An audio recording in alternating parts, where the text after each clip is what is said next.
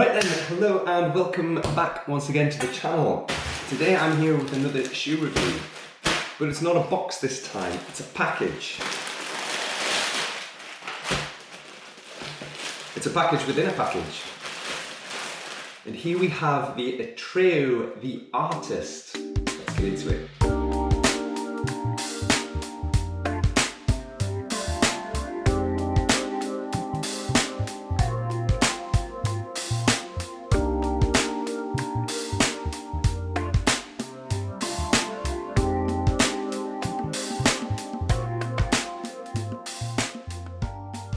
Okay, so first up, what is to say about this shoe? So Atreyu are a small company out of Texas. It's a handful of guys. If you don't already follow them on Instagram, then definitely worth checking out. They're a bunch of cool guys who are running a shoe company, and it's all about sort of a no-frills approach. They've got a handful of base models, and then towards the end of the summer last year, they announced they were going to be doing a carbon-plated racing shoe. In order to get your hands on a pair of the Artist, you had to register and purchase through pre-sale back in September last year.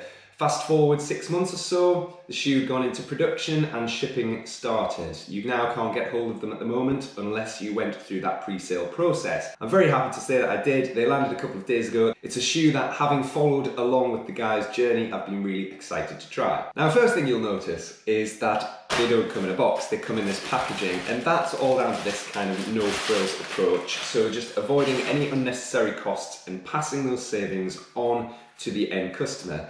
A pair of Atreyu The Artists come in at $100 in the US, which is a lot less than the majority of the other carbon-plated racing shoes out there. Because I'm in the UK, I had to pay for shipping and taxes and that sort of stuff, and I think the final price came in at around about $168, which is still a lot cheaper than a lot of the, again, carbon-plated racing shoes that you would buy in the UK, translated to somewhere in the region of £140, something like that. So as always, what I'm going to start by saying is that I'm not going to get stuck into a load of technical specifications to do with the makeup of the shoe, the heel drop, that sort of stuff. What I'm interested in is first impressions. How do they look? How do they feel when you first put them on your feet? And how do they feel during that first run? Because in my opinion, if they feel good and they perform well, then that's what's important to me. So you might say the shoe is quite a plain looking shoe, and you'd be right, there's not a massive amount going on. It's fairly plain in terms of the colourway, white the majority of it with a little bit of detailing. What I do like is the yellow laces, I think they make it stand out, and the branding along the side there. So overlooking the colourway, in terms of how it looks as an actual shoe, I would say it's quite a similar look to the Adidas Adizero Addio Pro. It's got a similar sort of profile to it, with quite a thick midsole running throughout. Yeah, it's quite a similar look to that.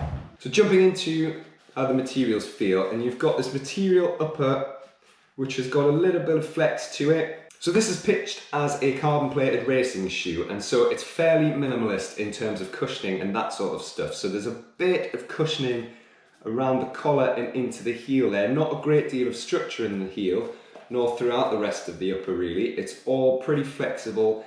It does have a little bit of reinforcement around the heel in the material there, but it's not offering any structure.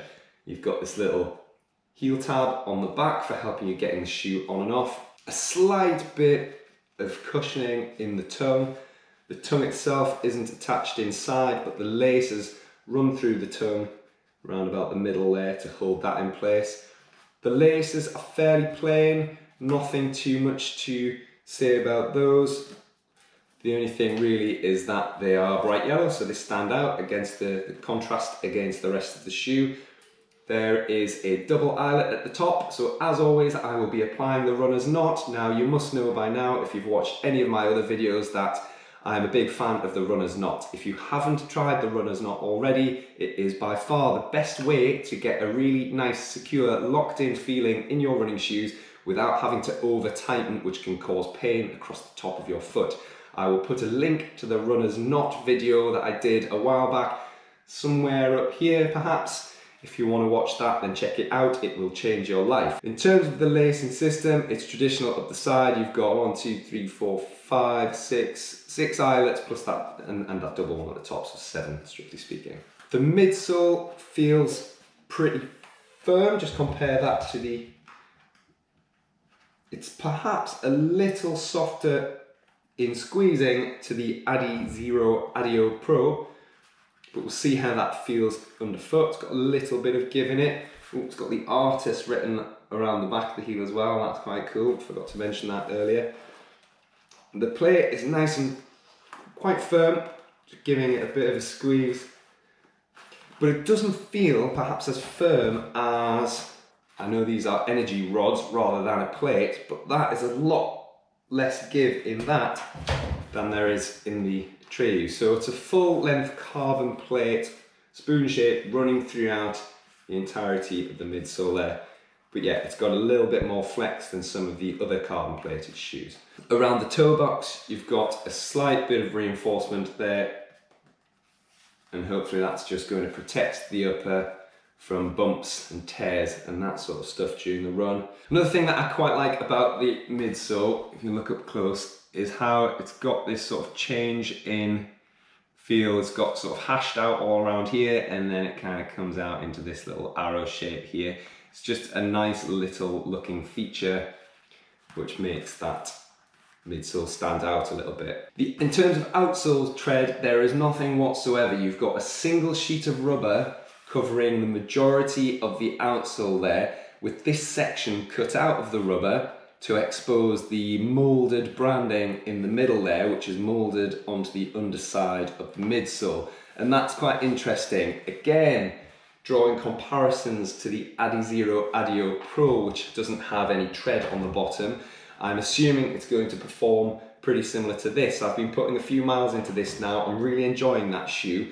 I'm not having any issues with grip whatsoever, although having said that, I haven't really been running in it in anything other than dry conditions. So we'll see if this performs similar to that. I don't foresee there being any issues with grip or anything, so long as I'm running on dry, flat surfaces. I don't know whether this exposed midsole may feel the brunt of stones and that sort of thing and get torn up, but we shall see about that.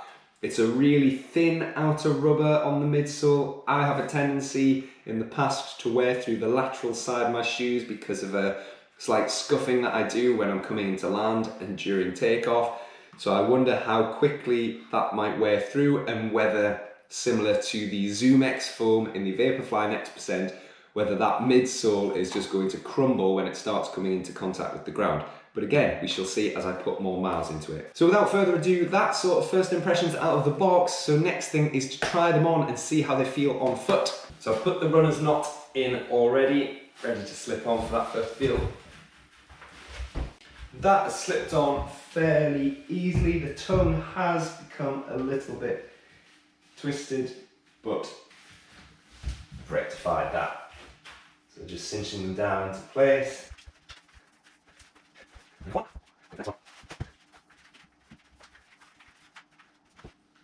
Okay, so first thing, in terms of sizing, I've got the usual thumbnail's width around the front of my toes. Actually, arguably, I've got a bit more than a thumbnail's width there. You see as I stand in front of my second and third toes, but at the big toe it feels alright. So in terms of the size, I've gone for a UK 13 or US 14, which is the same as the majority of my running shoes. Width-wise, they feel okay. That upper has a bit of flex in it. There does seem to be a little bit of excess material there, which is going to allow for a bit of movement and that sort of stuff, which is great. So just giving them a little bit of a bounce, and that midsole does feel quite firm. If I press down on the heel, I can give it a little bit of a squish, not a massive amount, just bouncing around on the forefoot. And you are getting a little bit of cushioning, but it seems to be quite responsive and kind of bouncing you straight back out. The carbon plate doesn't feel all that rigid. I'm not getting that pop that you get from the likes of the Vaporfly Next Percent or even the Saucony Endorphin Pro, which has quite a firm feel. This is probably somewhere, and I think I've already seen this written or read somewhere before, it's somewhere in between the Saucony Endorphin Speed and the Saucony Endorphin Pro in terms of the plate feel. So the Speed has a nylon plate, the Pro has quite a firm carbon plate. And this is probably sitting somewhere in the middle. You can't really feel it a great deal at all just walking as you transition from kind of heel to toe. let's see how it performs during the run. Width of the shoe all the way around, even around the midfoot here, the arch of the foot feels fine, even for my wide feet, so I'm happy about that. So that's probably about it that I can say for jumping up and down and walking around in this small space in my kitchen. So all that's left for me to do next is to change into some running kit and get out the door and see how they perform during that first run. We'll see you then. Right, so here we are outside then. Let's do this. And we're off. Okay, so here we are. We are 1 mile in, or 1.7 kilometers, a little over 1 mile in.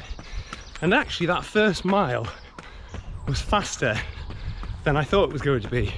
I didn't intend on running any faster than sort of 5 minutes a kilometer, but I looked down at kilometer 1 and I ticked it off in 4 minutes and 30, so goes to show a little bit that the perceived effort feels less than the pace you're actually putting in, so that's a positive. Something I've noticed, a bit of a weird feeling around the back of the heel, and whether that's because there isn't a great deal of structure in the upper, I just don't have a super secure feel around the heel. It's not posing me any problems, there's just a weird sort of tickling feeling, particularly on my right foot, which is difficult to explain, but maybe I just need to lock the shoes down a little more with that runner's knot. The shoes feel super light, almost like I'm wearing nothing at all on my feet. Nice and light, not feeling in any way laborious to pick them up and put them back down. And the carbon fibre plate is not immediately obvious. I wouldn't be all that surprised if you told me there wasn't a plate in there at all. I do seem to be getting some good energy return, but it just doesn't have that aggressive plate feel that you get from some of the other high-end carbon fibre plated racing shoes. Okay, so here we are, coming in for the halfway mark. That is 5k. So what I'm going to do is turn it around and take it back. Now it might not have seemed like it, but that first 5k is all uphill.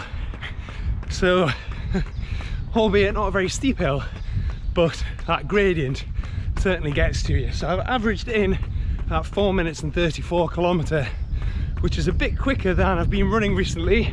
Obviously coming back from injury, I've slowed my pace right down, but having done some speed work yesterday, my legs are still in that sort of speed work zone and wanting to push a little harder.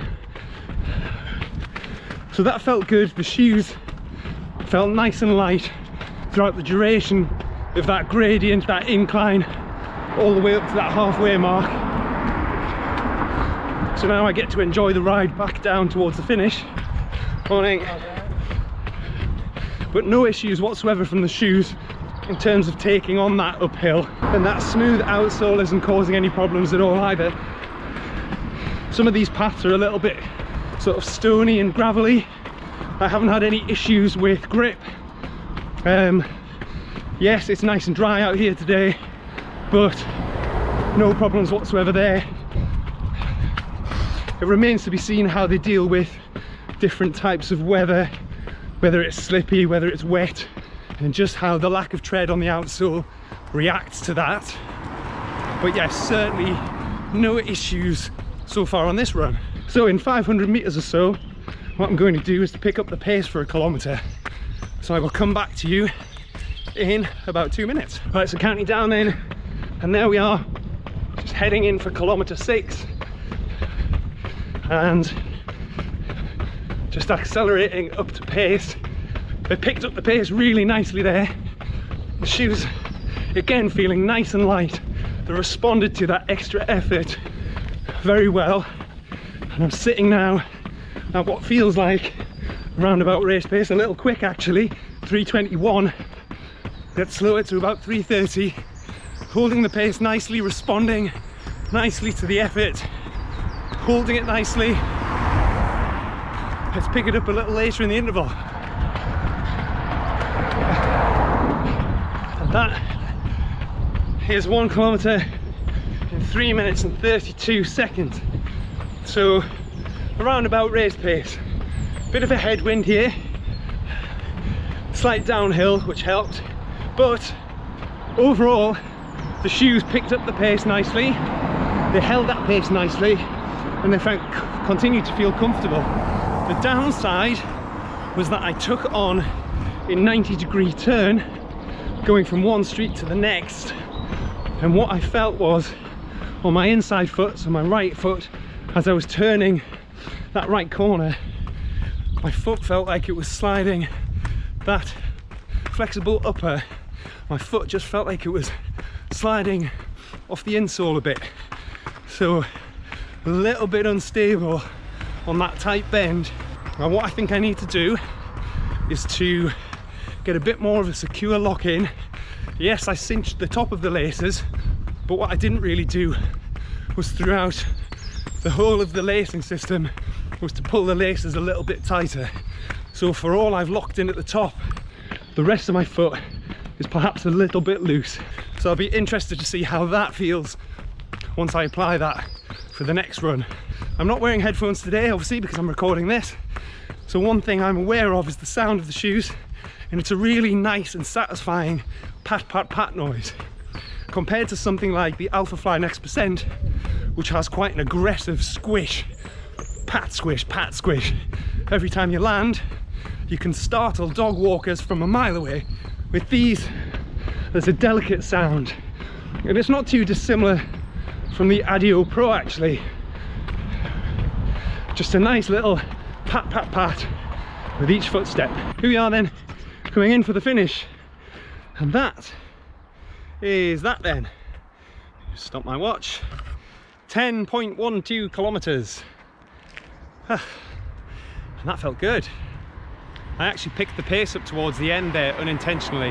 I looked down and realised I was running at 4:18, 4 minutes 18 a kilometre. Not miles, that would be insane.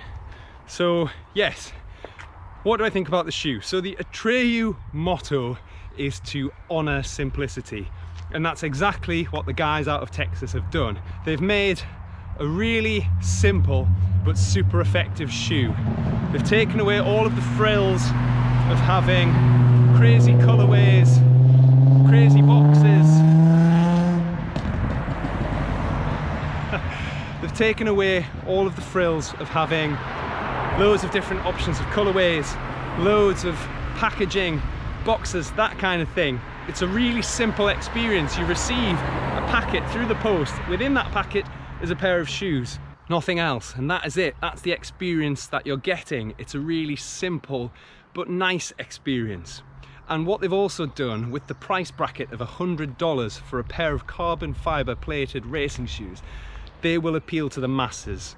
For some people where perhaps the $200+ is just a little out of reach, what this does is it brings that experience, that race day experience, within reach. And I think that's a really awesome thing to consider. It's not just about the shoe, it's about a shoe for the masses, and anybody can get their hands on these. So in summary, with regards to the shoes, they felt great. As I started to pick up towards race pace, what I found was that the shoe was giving back. It was comfortable at that race pace. The one downside of that little bit of slippage, that little bit of lack of stability and locked in feel, I'm sure I can overcome that by applying a little bit more pressure through the laces. But all in all, a really great run. Atreyu, you've done a great job, well done. So thank you very much again for watching. Comment, like, subscribe, all of that sort of great stuff. Hit the notification bell. Share this video with all of your friends, and I look forward to seeing you on the next one.